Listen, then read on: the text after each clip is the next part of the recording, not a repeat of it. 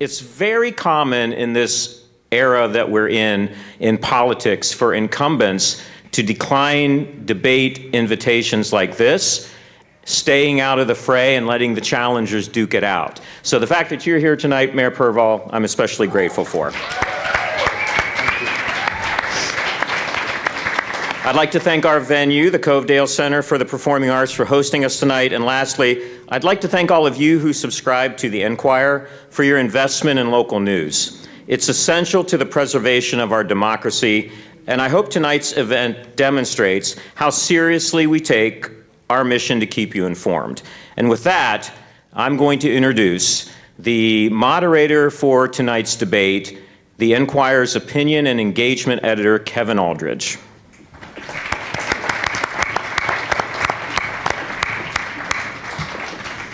All right, thank you, Burl. He's not just the editor of the Enquirer, but he's our distinguished timekeeper for this evening. So thank you for that, and thank you all for thank you all for coming out and joining us this evening for this first mayoral debate in this 2025 election cycle for the city of Cincinnati. As has been mentioned, the Enquirer is in partnership with the Covedale Center for the Performing Arts and several of the neighborhood councils, and it's an honor for us to be here this evening. The three candidates vying to be Cincinnati's next mayor are here for the next hour to discuss some of the most pressing issues facing the city. We'll meet them in just a moment, but first, let me set the ground rules for this evening. I will be asking a series of questions of each candidate over the next hour. They will have 2 minutes to answer each question. As I mentioned, Mr. Love will ring a bell when they have 30 seconds remaining in their time, and then he will ring it twice when their time is up, indicating that the candidates need to conclude their answers. Each candidate will also have the opportunity at the moderator's discretion to give up to 30 seconds for a rebuttal should another candidate challenge them on an issue or invoke their name in one of their answers. The question of who goes first tonight and who gets the final word, which each candidate will have 2 minutes to give a closing statement, was determined by the drawing of numbers backstage. We didn't have it in the budget to hire Deloitte & Touche, so we used Burl and Mr. Whitty to help determine the order of questions and the final statements. To ensure that we stay on schedule tonight, we are asking you, our live audience, to limit your cheers and applause to just 2 times, one in a moment from now when we introduce our candidates, and the second at the conclusion of tonight's debate.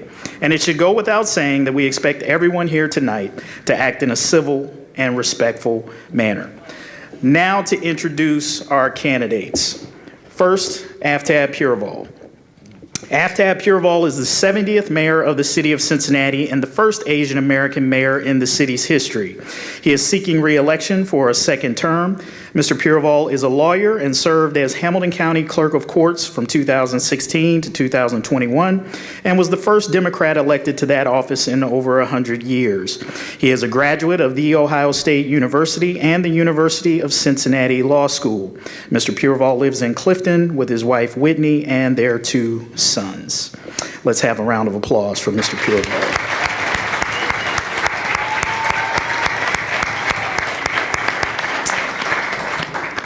Next, we have Cory Bowman. Cory is the founding pastor of the River Church Cincinnati and co-owner of the King's Arm Coffee Cincinnati.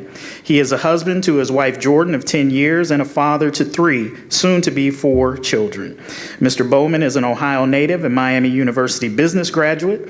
He pursued ministry in 2011, studying at River University in Tampa, Florida, and he and his family returned to Ohio in 2020 to plant his church in the West End.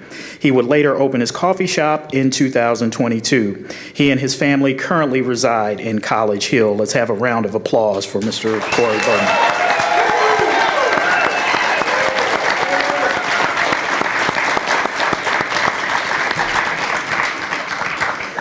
Last and certainly not least, we have Mr. Brian Frank. Brian Frank was born and raised in Western New York. He is a U.S. Navy veteran and a former Procter Gamble employee. Mr. Frank retired from P&G in 2009 after 23 years working in procurement and external and government relations for the company. While at P&G, he twice served as a loaned executive to the city of Cincinnati, where he led the outsourcing of street sweeping work for Assistant City Manager Tim Reardon, and several years later, the outsourcing of operations of the Duke Energy Convention Center for Assistant City Manager Scott Stiles. He was recruited by the late Dr. Odell Owens to join Cincinnati State Technical and Community College as Senior Director of Procurement and Efficiency Officer, working on Governor Kasich's strategic initiative to reduce statewide higher education tuition and textbook costs. Among those accomplishments in that time was establishing a new campus in Middletown, Ohio, and outsourcing textbook production to the University of Cincinnati. Let's give a round of applause for Mr. Brian Frank.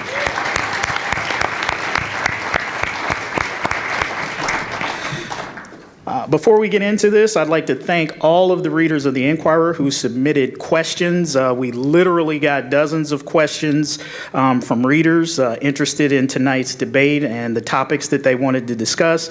Obviously, we are not going to be able to get to all of those questions this evening, but we hopefully captured the essence of many of your questions in the ones that we formulated here this evening. So without further delay, we'll get into it this evening in our first topic. Could I make a point of order, please? Yeah. With the American flag here present, I think it would be appropriate if we stopped and said the Pledge of Allegiance before we proceed.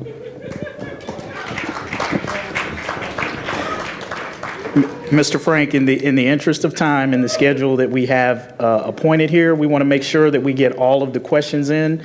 Not intended to be any disrespect to our wonderful nation or the Pledge of Allegiance, but we are on a time schedule, and that was not in our plans for this evening. So we'll respectfully move on to our first round of questions. Our first question will deal with the topic of please. I started at the beginning by asking for civility. We do not want to have to ask anyone to be excused from the debate, so please respect the forum and the decorum. We came to hear the candidates tonight, respectfully, not the audience. All right, so let's listen to our candidates here. And our first question will deal with the topic of qualifications, and the first question will go to Mr. Brian Frank. Mr. Frank, what qualifies you, in your opinion, to be the next mayor of Cincinnati? Well, thank you, ladies and gentlemen, for joining us this evening. It's a pleasure to be here on the West Side. First time I've been in the Covedale Theater, so it's beautiful here. Getting to the question, the qualifications are pretty simple. I'm a resident and of eligible age to serve as the mayor. I think it's a duty that I have to offer to the citizens an official other than the mayor to run for mayor. And so that's what led me to proceed with this. I've never served in elected office before, but I felt that we really needed to have another voice. And at this point, when I pulled the ballot petition, Cory had not yet decided to run. So I was doing this to make sure that we did have a second candidate on the ballot. In addition to that, I think my resume speaks for itself. I've got experience working with the city of Cincinnati, and I'm a professional procurement manager from Procter Gamble. I've worked in government relations with Procter Gamble, and I also had some pretty good experience working with the state government as a member of Dr. Owens' team over at Cincinnati State Technical and Community College. That's basically it. Thanks. All right. Mr. Pureval, slight modification on that question for you, since you, in fact, are our incumbent mayor. The variation of the question that I will ask you is that you emerged as a candidate for mayor after P.G. Sinfeld dropped out of the race 3 years ago. What would you say is your biggest accomplishment in your term as mayor? Yeah, first of all, thank you so much, Kevin, for putting this together, and thank you all so much for being here. I want to thank the two candidates who are also running with me. It's not easy to step into the arena and want to have an opportunity to craft the future of Cincinnati, and it's something that should be applauded. I really appreciate your commitment to public service. You know, I think that there's a lot that we're proud of in our first term. We're proud of the fact that we've created a $1.6 billion infrastructure fund. We're proud of the fact that generational projects like the Brent Spence Bridge, the Convention Center Hotel are moving at a pace. We're really proud of the fact that we did the hard work of rezoning the city in order to encourage and incentivize more housing. But I think what I'm most proud of is the city hall that we walked into, as prefaced in your question, Kevin, was really in chaos and turmoil. It was in chaos because of the corruption. It was in chaos because of the impacts of COVID and then the Omicron variant that we walked into. And I'm really proud of the fact that not just myself, but the council, the administration have all worked together to turn the page and change the culture in City Hall. City Hall is really quite boring these days. You're not seeing the personal infighting. You're not seeing the controversies and the scandals that unfortunately characterized the previous 8 years before we got there. And because we've been able to restore integrity, restore our ability to work collaboratively together, does the bell mean that I'm out of time or that I have 30 seconds? Okay, well, I'll close up. Because we've been able to kind of turn the page on that chaos, we've been able to get some really big things done, including double-digit reductions of violent crime across the board since 2021, creating 3 times more affordable units than the previous 5 years, continuing to prioritize pedestrian safety, and continuing to reach for a brighter future. Thank you, Mr. Pureval. Mr. Bowman, the question to you, what qualifies you to be the next mayor of Cincinnati? Well, hello, everyone. Very thankful and honored to be here. Thank you to the Enquirer and everyone at Covedale Center for putting this on. Thank you for all of you being here. I believe I see members of CPD in the back as well. Thank you for guarding this event.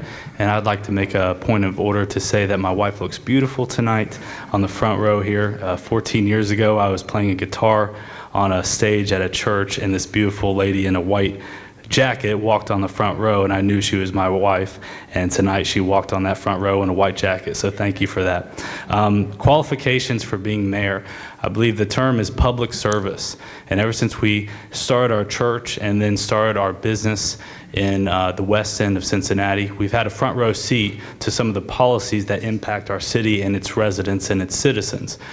As a graduate of Miami of Ohio, the first Miami, I came from Florida, and all of them said it was Miami down there, but they're liars. Miami of Ohio in economics, we were able to kind of study the trends of the economy and what works and what doesn't work. I think one of the biggest things that you have to have is the ability to just think critically, be able to know when you're wrong, know when you're right, know when things work, know when things don't work. And then ultimately, the heart for people.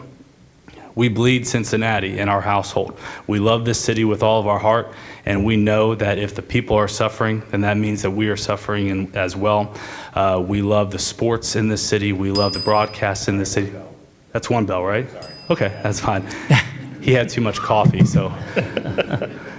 But it's not just about being a sports fan. Obviously, that's not qualifications, but I believe your heart for the city mixed with the ability to think critically and be able to see things the way they are and to be able to work with people, because ultimately this isn't just a tyrant position. This is something to where we work with members of council, just like some of the individuals that are here tonight. Thank you all for coming as well. So I believe that's going to be the key thing, is to be able to work with people, think critically, and then to be able to adjust and think practically on these policies that need to affect our citizens. Thank you, Mr. Bowman. They said no clapping, guys. So. All right, our next question will go to Mr. Pureval first, and our topic for this round of questioning will be connected communities. One of the biggest topics of debate in the city has been the zoning reforms included in connected communities. Neighborhoods complained that they didn't have enough input in the plan. Mr. Pureval, do you think that is a fair criticism? I don't think it's fair. We were very, very intentional in connected communities that it be starting with community engagement. We spent 2.5 years on community engagement before we pushed any legislation forward. And the community engagement that we're talking about, because we understand that not everybody has time to show up to community meetings, that we also understand that zoning can be really bureaucratic and it's not something that is easily understood. So we went into the community and had in-person informational sessions educating folks on what zoning means, on what changes to zoning would have an impact on economic development, on housing production.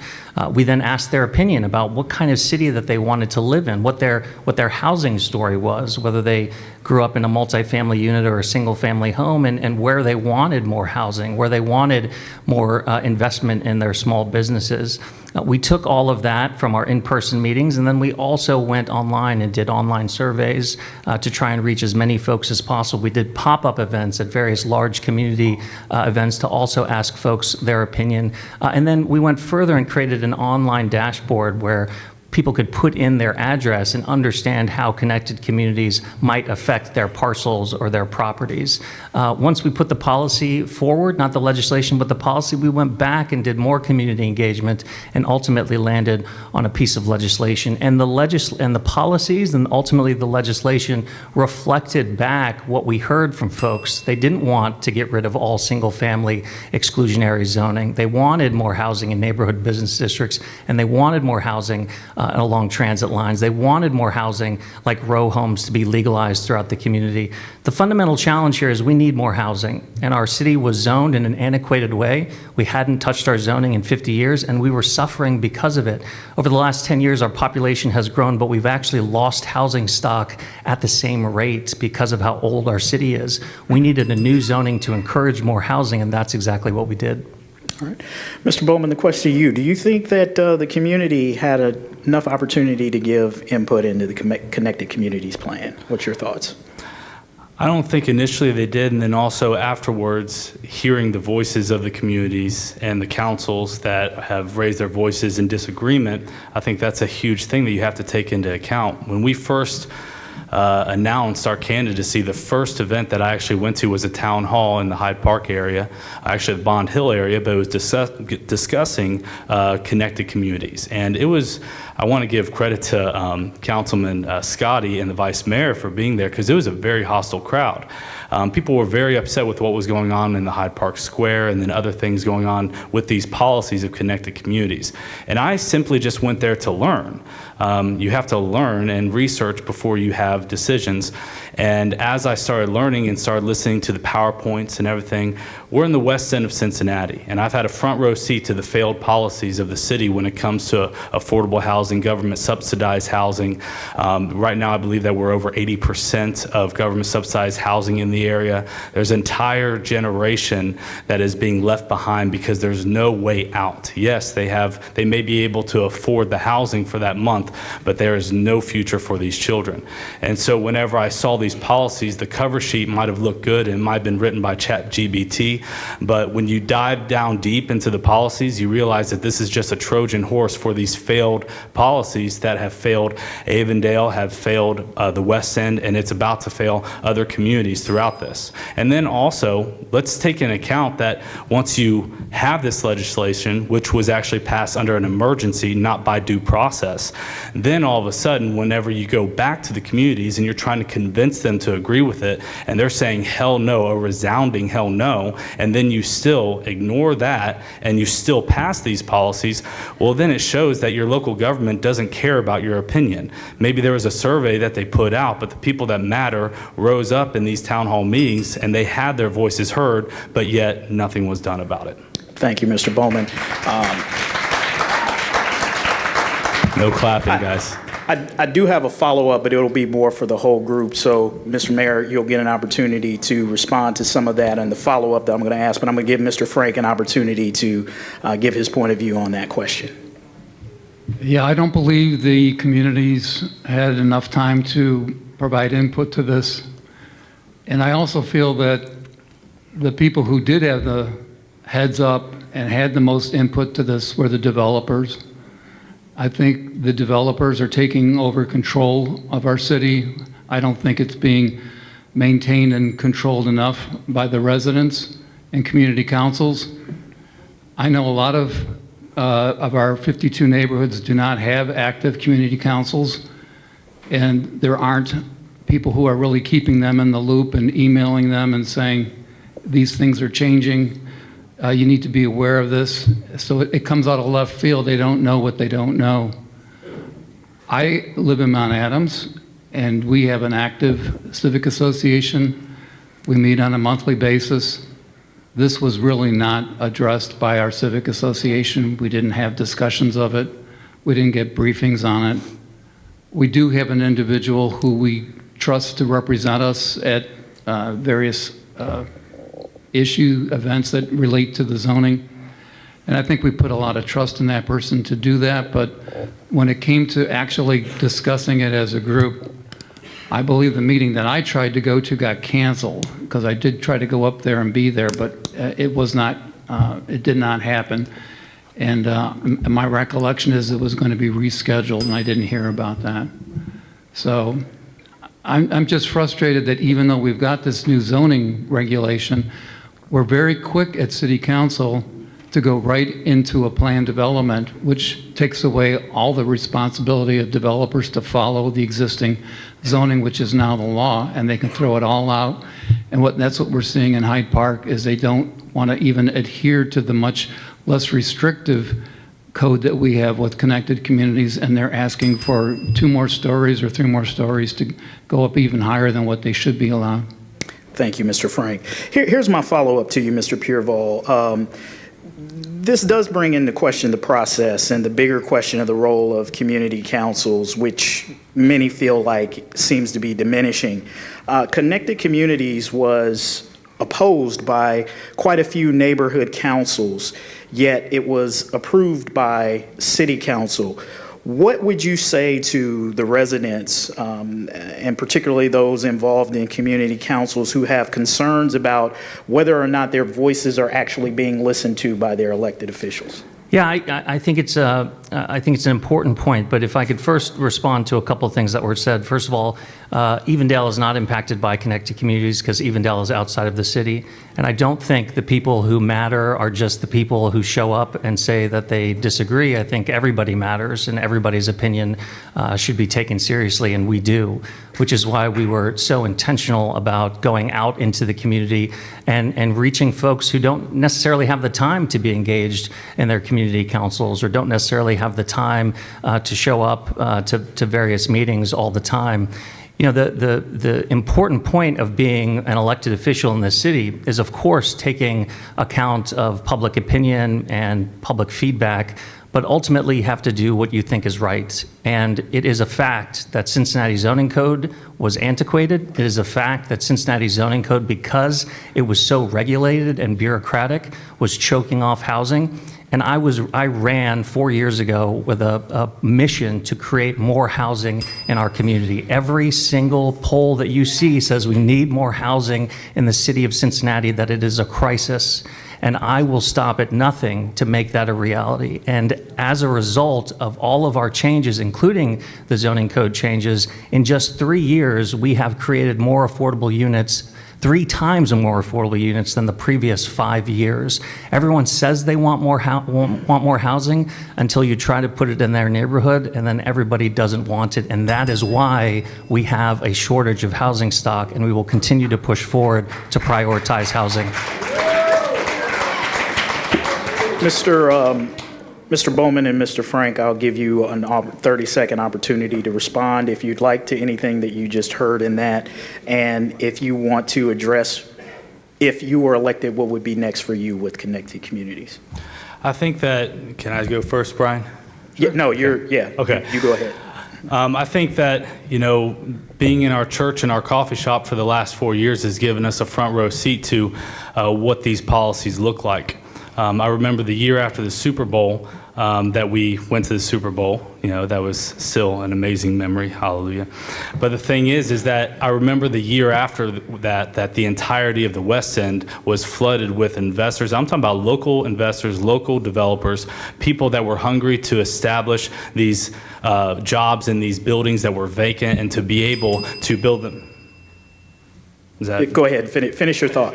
Yeah. Okay, so all I'm saying is that the Connected Communities doesn't take advantage of the most important aspect of our city, which is our local developers. And then a lot of these zoning restrictions and policies, even though they might be done in the last few years, are still holding back these local developers from doing what they want to do with these buildings. Thank you, Mr. Bowman. Mr. Frank, an opportunity for you to weigh in if you'd like.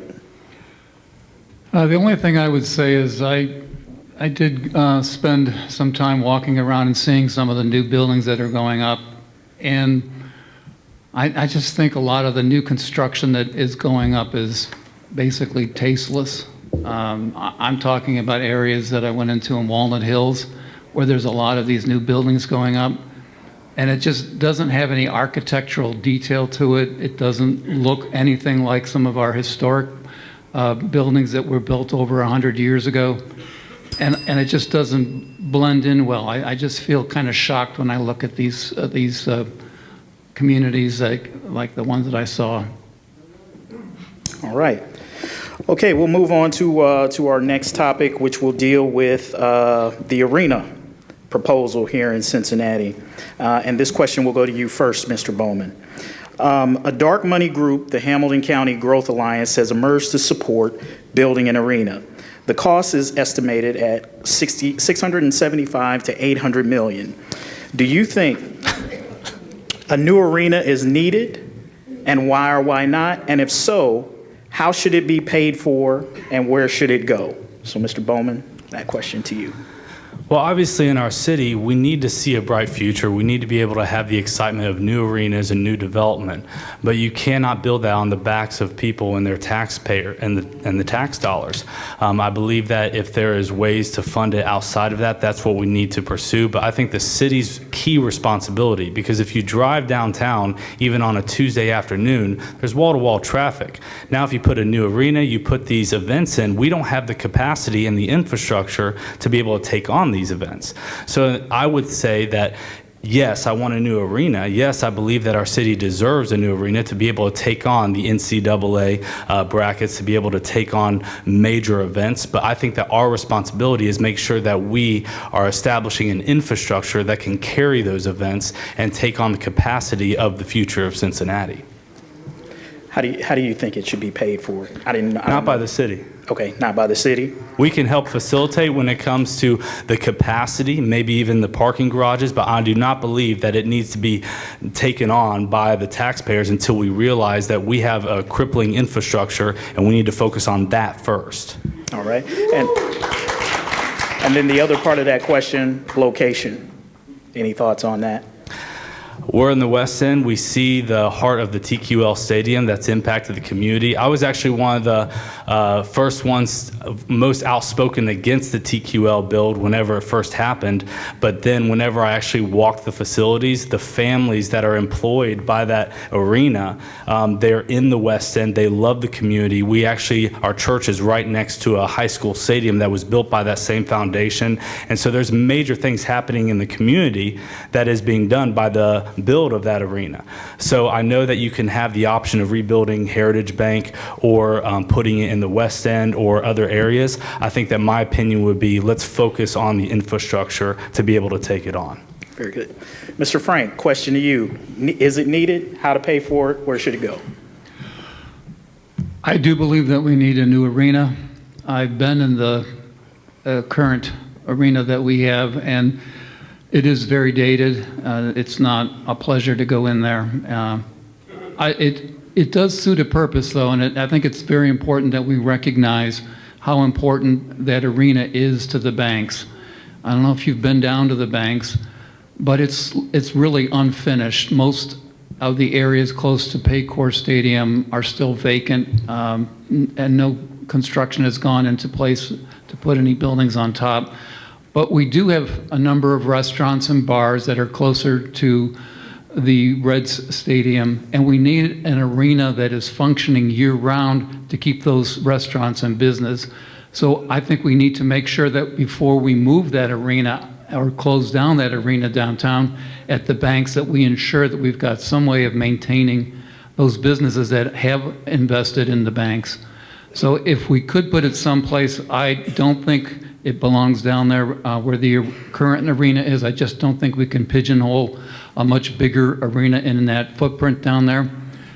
But I am wondering if there's any place close to the Paycor Stadium that we could place that, because that, I believe, would be the ideal place to put a new arena. And rather than cover over the Fort Washington Way with grass, which is something we asked the federal government to bankroll, I think we ought to look at figuring out if we could go up 4 or 5 stories and build the arena over that area down there, and maybe somehow bring it over on top of the 2 streets at an elevated level, so you could have a tunnel where 2nd and 3rd Street might be underneath part of the arena. But I think it needs to be down close to the Paycor Stadium. All right, thank you. Who should pay for it? I don't think it should be the taxpayers. We need to find someone to pay for it. All right. Mr. Pureval, question to you.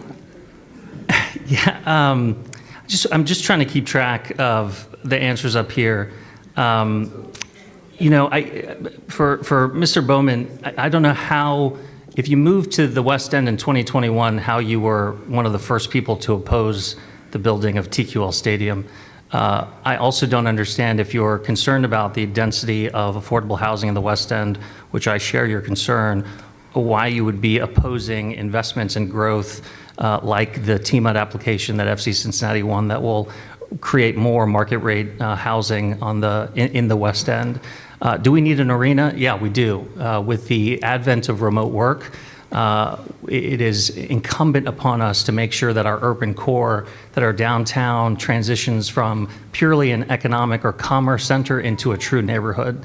And I'm really proud of the fact that we are actually second for converting unused or underutilized office space into housing to create that density of housing, that vibrancy. And if you look at the numbers of parking for downtown, you'll see that on the weekends and the evenings, people are coming downtown more than they were for pre-pandemic levels. The way the arena fits into this is that it is absolutely an economic development strategy for us to compete for international large events like the World Cup, like Sundance, live events that continue to drive dollars into our urban core and into our city. And I disagree that we are not big enough or don't deserve to want to grow and hold these big events. I agree that our infrastructure isn't where it needs to be, which is why we've prioritized the creation of a $1.6 billion infrastructure fund. It's why we prioritized getting the Brent Spence Bridge $1.6 billion to get that done. How we pay for it, I think, is a really difficult question. I think it should be paid for on the private side, but it's unrealistic to believe that we're going to get an arena in Cincinnati that is only using private dollars. Certainly the city and the county working together, if we're able to come together and figure out a capital stack that works, we'll have a role in that. The report from the Chamber of Commerce lists several different mechanisms, including a super TIF and a sin tax, and those are conversations that we should have as a community. Thank you, Mr. Pureval. Mr. Bowman, I'm going to give you 30 seconds opportunity to rebuttal, since Mr. Pureval did throw a couple of challenges your way. You can take that if you'd like. If not, we can move on. No, I'll just say that the density of the affordable housing in the West End is one of the biggest things that's been on my heart ever since we moved to the West End and moved to downtown. As we researched it, we just realized that a lot of these policies are keeping these generations locked in there for the rest of their lives and for the foreseeable future. There's no pathway out. And when I mentioned that all the investors and developers were lining the streets, they were ready to invest 1, 2 properties at a time, but that's not what these policies are doing. These policies are not upholding the small-time builders or the people that want to flip one property. They're only establishing big-time developers that have their hands in the pockets of the city.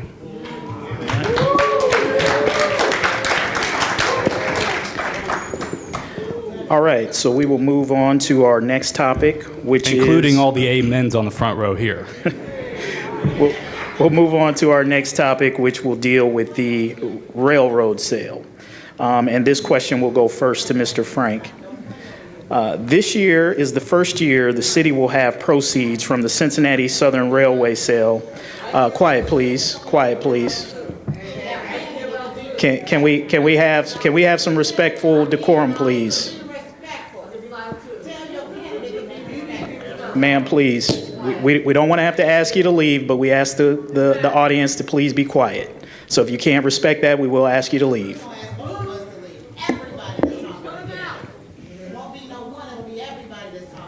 Do we have our security on hand?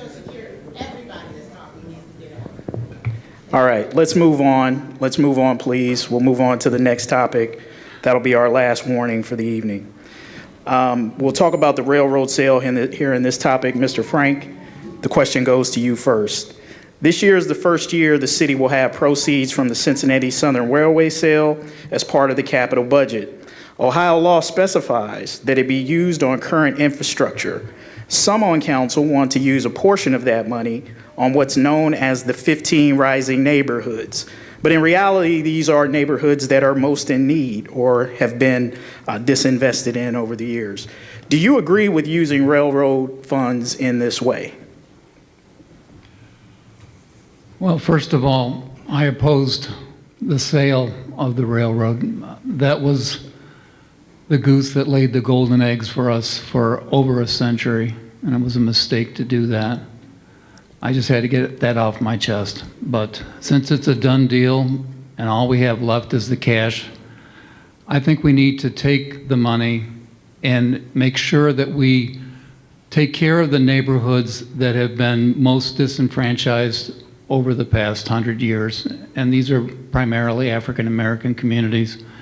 So I think we need to make sure that we put that money to good use in the capital areas and those fields to make sure we've got, good updated fire stations, police stations, the roads, making sure that we invest in those underserved communities. And then when we have completed that, then go into the neighborhoods that always seem to be well maintained regardless. We also need to take care of all the potholes that have been unfilled and still have been unfilled in many neighborhoods that do a lot of damage. And if there's money left over, I'd like to get rid of all those speed bumps that are out there. Those things are so frustrating. But more importantly, what I would want to do is I would like to reach across the aisle to the Republicans in the Senate and the Assembly in Ohio and ask them if we could get a law changed or an exemption so we could use that money to pay down the all of the money that we use for our retirees. I think that's very important that we move to address the unfunded, all the benefits that we're expecting retirees to receive that have not been fully funded. And I'd like to use some of that money for operation expenses to take care of that as well. All right. Mr. Pureval. Do I support selling the railroad sale? Well, no, not do you support the railroad sale. As I mentioned, Ohio law specifies that the railroad funds can only be used on current infrastructure. Some on council want to use a portion of that money on what is known as the 15 rising neighborhoods. Do you agree with using railroad money in that way? Yeah, I do agree that we need to invest in communities that have been overlooked in the past by City Hall with respect to investment of capital. And that means rec centers, that means certainly streets, health centers, parks, police stations, fire stations. In fact, where we are right now on the west side is one of the communities that unfortunately has been overlooked by leaders of the past from City Hall. And so one of the first things that we're going to do now that we have the railroad dollars is invest nearly $8 million in completely rehabilitating the Dunham Rec Center. That is because we now have the dollars from the railroad sale. We're expecting $55 million this year, the first year that we'll actually get it.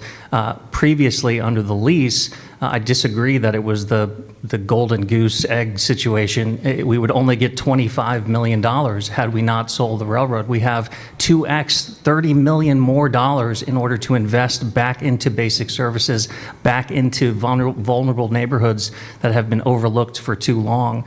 It was absolutely the right thing to do, and I agree. I'm concerned about all sorts of fiscal challenges that we face, but one of the biggest fiscal challenges we faced when we walked in was a $400 million deficit on the capital side, which is why our infrastructure is what it is right now. With this new money, we can invest in our communities, we can invest in our roads, in our parks, in our rec centers, in order to create a future of Cincinnati that we all believe in, and that $1.6 billion, based on state law, that principle will be protected, so it will be there for us in perpetuity to not just fund infrastructure for us or our children, but our grandchildren and their children as well. Mr. Bowman, same question. Well, he asked at first, does he support the railroad sale? Well, obviously he does, because he was on all the PAC's commercials for it. Whenever you sold it for $1.6 billion, that was the first offer. Based on comps, you could have actually negotiated and done a service to your residents of the city to be able to get $2 to $3 billion, but I'll just leave it at that. The deal's done. When he mentions the money coming in, he mentions all these other things that they want to put into it, but that was not what people voted for. People voted for it to fix the damn roads and to fix the infrastructure. In the commercial, hey, it's bumpy roads, we've got to do this. But then whenever they get the money, that's the thing that happens with our local government. That's why people do not trust local government, is because you say one thing, and then once the money comes in, you act like it's a free credit card to do with it whatever you want. Yes, there's communities that are suffering. Yes, there are communities that we need to put in, but the fact is that the word was given that when this money comes in, we're gonna fix the infrastructure, and then the existing infrastructure, what determines that? It's very loose in the terms on that, so they can decide whatever they want when it comes to the existing infrastructure. But I think that every single person coming in here and driving in here over the potholes in this city realizes that something needs to be done with the roads, and that's where it first needs to go. Mr. Pureval, 30 seconds to respond.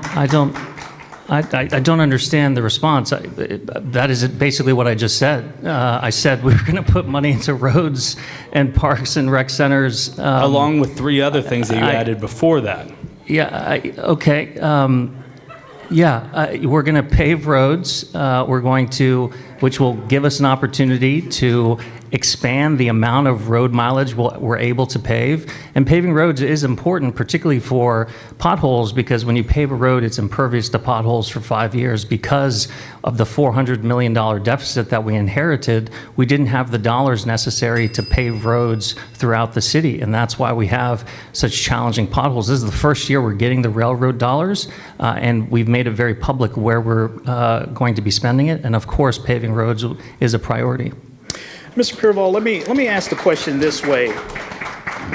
Let me ask the question this way because, and you can correct me if I'm saying this wrong, but it seems as if some on council have talked about using railroad funds as a money swap for things that already exist in the capital budget that might allow you to do things that are not existing infrastructure. Is that how you understand what the proposal your colleagues are putting, and do you support that? It is against state law to spend the railroad dollars on anything other than existing infrastructure. Well, let me say this. Let me say this. You wouldn't actually be spending the railroad money. Okay. I think the way that it is proposed is taking capital dollars that are already a part of the capital budget, spending those dollars on something and replacing them with railroad money, that money that you would have used on existing infrastructure. That's the question. That's not my understanding of the proposal, Okay. But in that hypothetical situation, let me be very clear, I oppose any dollars that goes to capital being diverted to operating. And I do because of the same reason we supported the sale of the railroad. We have a $400 million deficit in order to dig out of. And while we do have more money now, it's going to take a very long time for us to invest those dollars in order to get out of that deficit and maintain the infrastructure that we have. We need all the dollars that we can get for our capital budget, and I would oppose any effort to take away money from that goal. All right. Mr. Frank, I'll give you 30 seconds if you want to get in on this conversation. The only thing I would also like to add is, for over 100+ years, the railroad was owned by the city, and we had some leverage over the railroad that was being operated, the locomotives, because they had to work with us. Now they don't have to work with us. Now they own that property and they can do whatever they want. And let me just say, they're federally regulated. They are not regulated by the state, and they're not regulated by the city. And we're going to find out just exactly how they treat us now that we don't own that anymore. If I could respond to the misinformation. Very quickly. $1.6 billion was not the first offer. The Railroad Board negotiated very hard for over a year in order to land on that number. The number actually moved significantly up during that negotiation, and it's not true that the city had any leverage over the operation of the railroad. Federal law is very clear. They're the only entity that can regulate railroads. The city gave up no leverage for the railroad when selling it. All right. Thank you, Mr. Pureval. All right, we'll move on to our next topic, which will deal with the streetcar. So the streetcar turns 10 next year. Should the city expand it? Why or why not? And would you ever consider using railroad funds to do that? So, Mr. Pureval, the question goes to you first. I'd love to expand the streetcar, but we can't afford it, so no. While I'm mayor, we will not be expanding the streetcar unless we get an incredible partnership from the state government or from the federal government. We don't have the resources necessary to expand it. What I am very excited about, though, because public transportation is critically important for all Cincinnatians, is the coming of bus rapid transit, which will be transformational for our community. North-south routes, dedicated bus lanes, dedicated physical bus stops that if we intentionally put in neighborhood business districts, particularly neighborhood business districts that have been underinvested for a very long time, that will create an organic incentive to drive more dollars and more investment into those neighborhoods, into those neighborhood business districts, and ultimately into the small business owners and the residents of those neighborhoods. We've been very, very clear that multimodal and mini-modal transportation, including shared use bike lanes with Crown and Tri-State Trails, which will connect when it's finished all 52 of our neighborhoods via a bike lane, but also very clear that we've got to continue to incentivize people to use public transportation, and we've got to invest the dollars into it, which is why part of Connected Communities was making it easier to build housing specifically on our bus lanes, not just the north-south bus rapid transit, but also the 4 24/7 routes that go east-west. Mr. Bowman, question. Yeah, I mean, it makes sense to encourage public transportation or encourage people to not own cars when you just want them to live in the same government subsidized house the rest of their life. But getting back to the question of streetcar, the streetcar is, could be considered existing infrastructure. So what's going to keep the expansion being funded by the railroad funds? We've got to fix the roads. We've got to be able to do things that are important to the people. And as far as the streetcar goes, it's turned 10. Happy birthday to the streetcar. But the thing is I think that we need to have priorities in place. The mayor did say at first we can't afford it right now. I think that's a smart approach, that you have to see where you are first, not just keep on spending and keep on spending. We have to have proper money management. Mr. Frank, question to you. I don't support expanding the streetcar. I think we were promised early on that the streetcar would be dismantled and stopped by Mayor Cranley, and he didn't do it. Shame on him. He's not here to defend himself, but that's what I heard him say he was going to do, is stop the streetcar. So we're stuck with this thing. Make it happen, keep it operating, try to get our money's worth out of it, but I don't want to expand it. Now, if Northern Kentucky wants to waste their money and they want to connect to our streetcar and they want to put up the money, I'd be okay with that. Be a friendly neighbor to Northern Kentucky. It is not going to be cost effective to go up the hill The underground Duke Energy power systems that are under the main line that goes up is going to be just too expensive to make that happen, and I don't think there's going to be any donors out there making us happy. I mean, the Hale Foundation came through with the operating costs, but I don't think they're going to step up and invest in taking it up the hill. So I think it was a mistake, and we shouldn't expand it. Kevin, may I respond? Yeah, 30 seconds.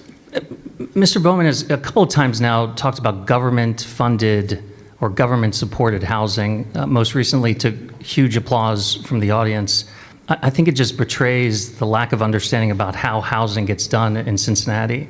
Because of interest rates, because of the impending tariffs on steel and aluminum and timber, it is incredibly expensive to build housing everywhere, but particularly here in Cincinnati. I can't think of a single housing development that did not have some kind of government incentive used as gap financing in order to bring the units to market. So he's offending almost everyone in Cincinnati by saying government funded. All right. So we're nearing our time here, and I want to get in a few more things, particularly some questions that readers had specifically for our individual candidates. So Mr. Bowman, we'll start with you. You've admittedly never voted in a city election since moving here in 2020. And in fact, you said you didn't even know when city elections were taking place. What do you say to those residents who say this unawareness of local politics and detachment from the Cincinnati community is irresponsible and shows you aren't serious about being an elected official? Well, I would recite that the Enquirer just posted that in the last mayoral election, I believe it was 26% of voters that showed up. So you're talking about 73% of voters that just don't see a point in it or are unaware of it. And so if there's anything that results in me putting my head in the ring is basically just to say, hey, let's get as many people involved in this process as possible. Let's care about our local government, and I'll be the first one to do it. All right. Mr. Frank, this question is for you. You told the Cincinnati Business Courier that you would fire the city manager because she's a DEI hire. Do you still believe that? And would you make that change if elected mayor? Well, I misspoke when I said she was hired because she's DEI and she should be fired. So I apologize to that. But I still find that she's incompetent. You know, like from the day she started, she told us that she was living in Clifton, near where the mayor lives, you know, in that neighborhood. And come to find out she wasn't really living there. She was living way up in North College Hill, which is not part of the 52 neighborhoods. And we know that because she took the city-owned car up there, left a key fob in it, went into her house, and came out in the morning and found the car was gone. And instead of being upfront and open about it and calling North College Hill police, what did she do? She went and called the city of Cincinnati police to come up there and find her car for her. So right off the bat, I just knew this is not someone that you can expect to be competent to do what she's supposed to do. Then what really ticked me off is she fired the chief of our fire chief for no reason. There was no reason whatsoever given. She brought him into his office, embarrassed him, and fired him. And now we're going to find out that, well, we won't find out, but we're going to lose a case that he's brought against the city. We'll probably be spending $5 million paying him off for being fired illegally. There's a number of other things that she's done that are just plain, you know, wrong. And I would ask her to resign gracefully. I prefer not to have to fire her, but that's what I would do. Mr. Pureval, this question is for you. During a press conference in 2023, yourself, Vice Mayor Jan-Michelle Lemon-Kearney, and Councilman Scotty Johnson apologized for a decision in the 1950s to tear down Kenyon Bar to make room for I-75 and a new business district in Queensgate, saying that it was, quote, rooted in institutional racism. Councilman Johnson said at that time, quote, this is not just an apology, there's more work to be done. Some took that as a possible nod toward reparations. I'm asking you, was that ever anything more than an apology? Yeah, I think an apology is important, and it was warranted for the brutal displacement of a incredible and beautiful community that was historically black in our city. It's just a sad chapter of systemic and institutional racism that we're still unfortunately digging out of. But it's also a promise, a commitment to do everything we can to invest into the West End, invest into public safety, invest into affordable housing, invest into market rate housing. We were all ready to go to apply for a HUD Choice Grant program, which would be a $50 million grant from the federal government to double the amount of housing in the West End, both market rate and affordable. But given the change in administration, that program no longer exists. But nevertheless, our commitment is marrow deep to do everything that we can to improve the lives of the West End, which I know that Mr. Bowman owns a business there, but is, despite what he's been saying, a beautiful and vibrant and amazing community of folks who have a historic place in not just Cincinnati's past, but also its future. And to Brian Frank, I appreciate the apology, but I'm disgusted by the follow-up. City Manager Long is an incredible leader. She was not born into privilege. She had to work hard to go to college and get her education. She has earned every single thing that she has worked hard. She's earned every single thing that she's worked hard to achieve, everything that is going well in the city, whether it's reducing crime, whether it's increasing housing, whether it's performance-based budgeting, is because of her extraordinary leadership. And your comments are not just ignorant, but they're embarrassing, and they're also wrong. What do people of color, Mr. Frank, need to do to get the credit and respect that they deserve? It is shameful to attack her in that way, and I would encourage you to attack me and leave her out of this because she's well out of your league.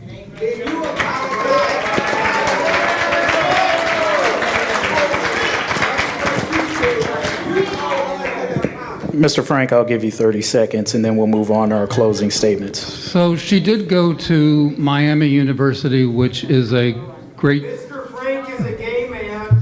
Which is a... Excuse me. Yeah. All right.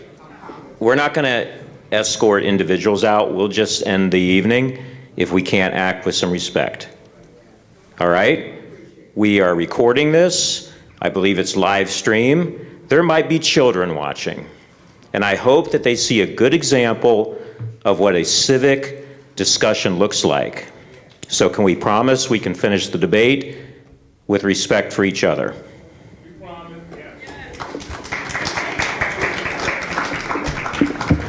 Mr. Frank, you can finish your statement. 30 seconds. So she did go to Miami University.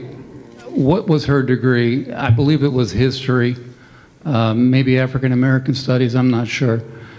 She also has a degree from an online education college that doesn't have a wonderful reputation. I don't know what that degree is, but I don't think she's got anything in her record of education and training or certifications that say that she's a qualified expert in doing city management.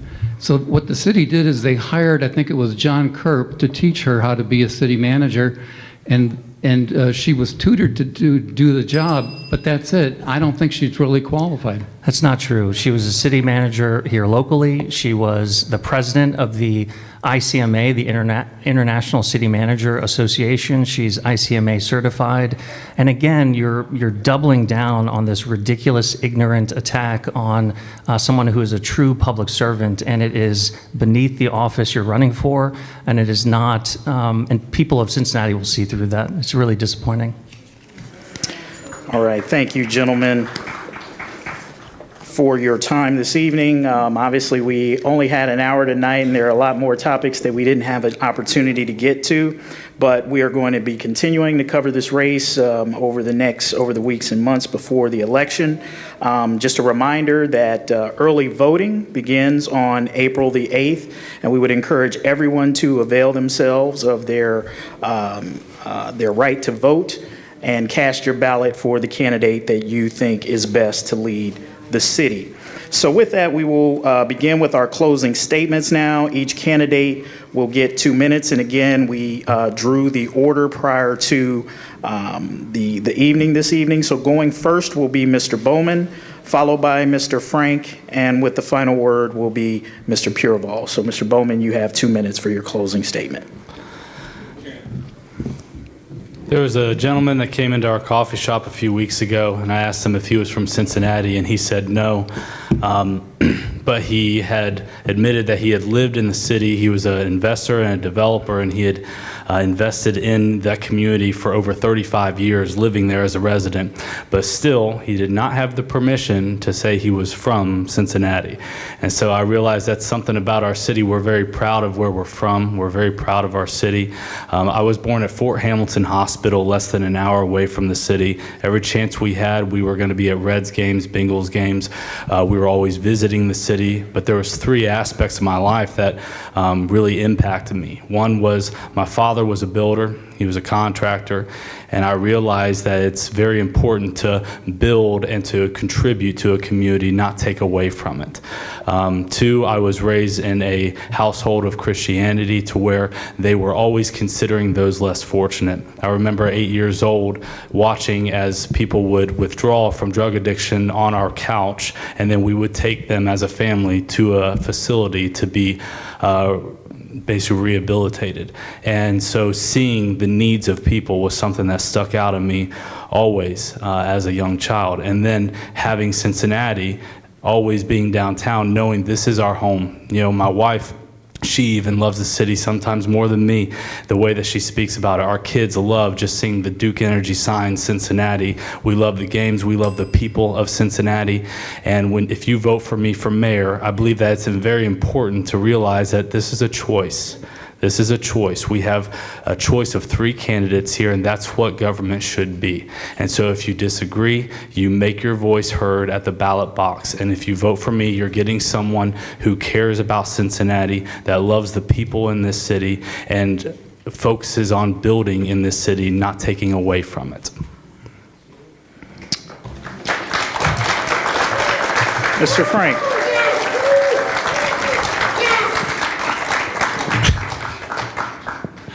So rather than just highlighting all the things that we've covered tonight, I would just like to focus a little bit on a topic which we didn't talk about, which is safety and security in our city. I feel like we are increasingly seeing a lot of youth violence, and we're seeing a lot of crime, and I think a lot of people are nervous when they're going out at night.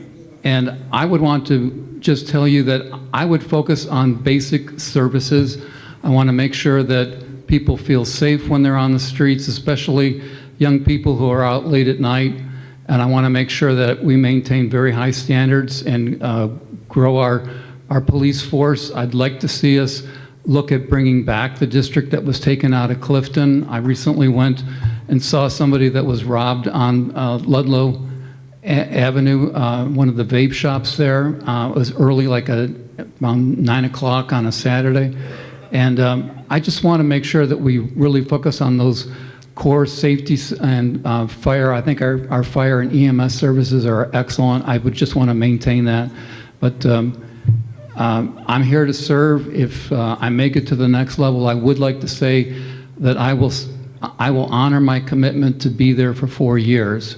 And I would like to see everybody on this table also say that if they are elected to the position, that they would serve the 4-year term.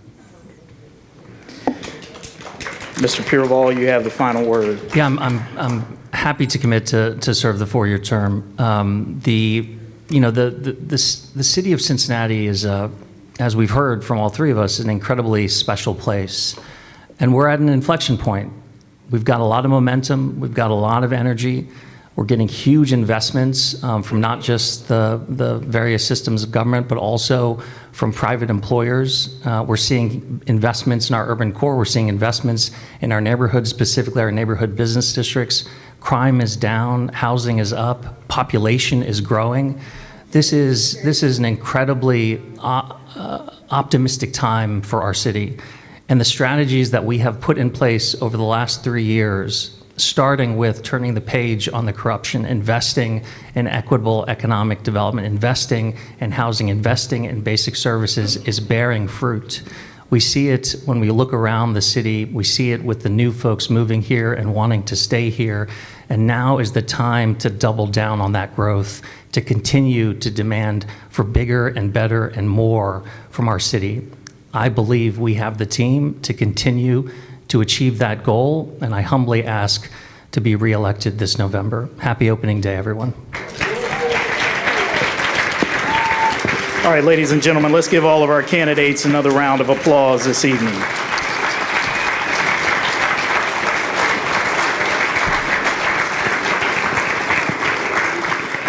Thank you all for coming out this evening, and we hope you have a safe travel home.